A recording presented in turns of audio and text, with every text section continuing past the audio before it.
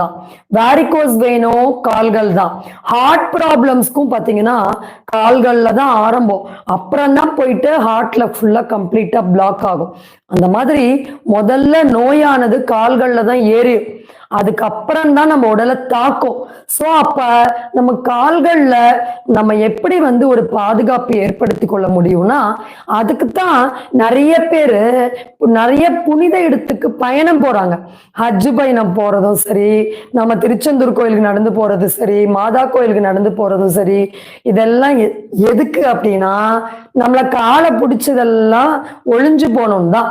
So அதனால நம்ம கண்டிப்பா நம்ம டூர் போறோமோ இல்லையோ, இந்த மாதிரி புனித பயணம், ஐயப்பன் கோயிலுக்கு போறது, முருகர் கோயிலுக்கு போறது, இந்த மாதிரி வேண்டுதல் பிரார்த்தனை நிறைவேற்றுறது, இந்த நல்ல தர்ம காரியங்கள் பண்றது, நல்ல செயல்கள் பண்றது, இதெல்லாம் நம்ம கொஞ்சம் அதிகப்படுத்திக்கணும்.